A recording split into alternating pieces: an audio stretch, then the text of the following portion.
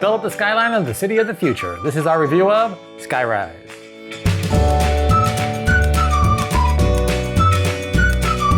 Skyrise is a bidding area majority game about building a city skyline.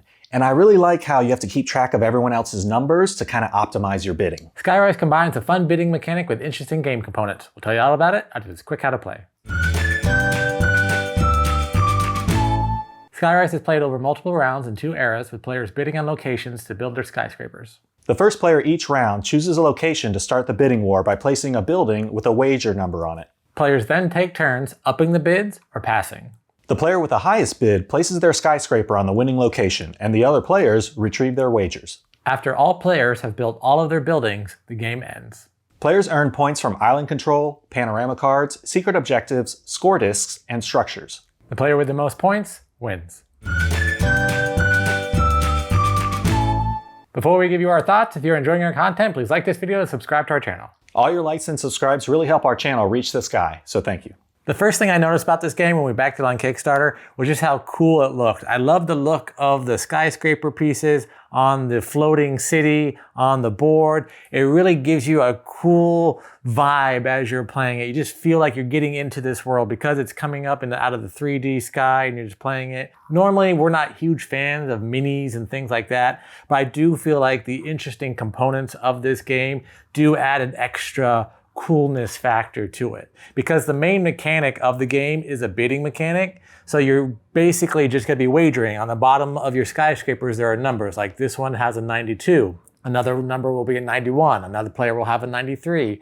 And you're bidding. And when you place your bid, you place it, your skyscraper face down with your number up. And then other players are bidding to try to get a higher wager than you. So if someone outbids me, then we move on to the next location, and then they can win that location if they're the highest bidder. So I really like, even though it's a simple bidding mechanic that could have just been cards or tiles or chips or something like that, you have these cool buildings as you're playing. So the components really complement the fun bidding mechanic of this game. When I was checking it out on Kickstarter and even unboxing or even just playing for the first time, a lot of different themes or I don't know, just things stuck in my head, right? Like it reminded me of The Rocketeer because of these little illustrations, but you have a floating city. So all those themes of the city of the future. So Sky Captain in the world of tomorrow. Yeah, Sky Captain or Tomorrowland, like that movie or things like that. Now, that being said, all the theming, all the references that I just mentioned, the mechanics, I loved it. It added to it. I don't know if I've played a similar bidding type system, but there's depth, there's strategy, kind of a chess, all right, if I go here and you do that, then next 3 moves, I really wanted that far away spot. So we'll get there. I have a plan. So I really like that kind of internal thinking, that strategizing that goes on when you're like, okay, I think he'll probably do that. He doesn't want that. Okay, I should get it. Another element of the game is area control. You want to try to get into the location colors that'll increase your multiplier later on when you add up the scores. Plus, it's also kind of a set collection game because all the locations will randomly have these different disc chips on them. And as you get them, you add them to your board. So on your player board, you have these 4 different location colors. And when you get it, this is a white one, I'll put it here. And at the end of the game, that'll increase the multiplier of buildings I have on the white locations. Yes, you're bidding, but as you're bidding, you may get to a spot where you're like, okay, I want to win this spot and this disc. I'm going to wager my max points that I can. Even though we're only at 50 right now, I'm going to jump straight to 100 and outbid everybody, and I'm going to take this location. Or you're playing along, you're like, okay, well, I want to outbid people, but I want them to keep playing because I really want to get over this location over here. So I don't want to bid too high. So it's kind of like in poker when you have a really good hand, but you have to bluff like you don't have that good of a hand. You're like, oh, I wager $2. You guys can wager some more. But if you go, oh, I'm all in, and then suddenly everyone folds, you're like, in this game, if you go all in too fast, people won't continue bidding and you won't get to that location. So one thing I do like about this game is, for me, there's just enough things that I can keep track of without getting too overwhelmed, right? You've got the buildings that everyone has and the numbers on it, so you can kind of guess what you're going to be, when you're going to be able to outbid them or just kind of lay low for a little bit.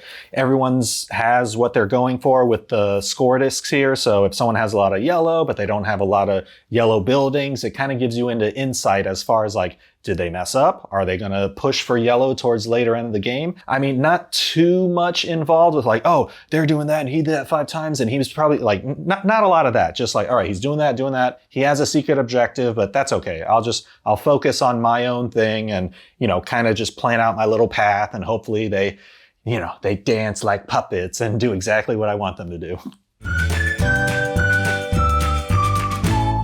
I gotta say, it's the bidding mechanic. I liked being able to track everyone, what the buildings they have, and I'm like, oh, but I have all these, so I'll definitely beat you. So it helps you plan your path and knowing like, they're not gonna want that or beat me. So, okay, I'm pretty sure I have the most ideal path, and just stress testing that or see if you really know everyone or you can predict patterns as well as you think you can. I really like the combination of mechanics and theme with this game.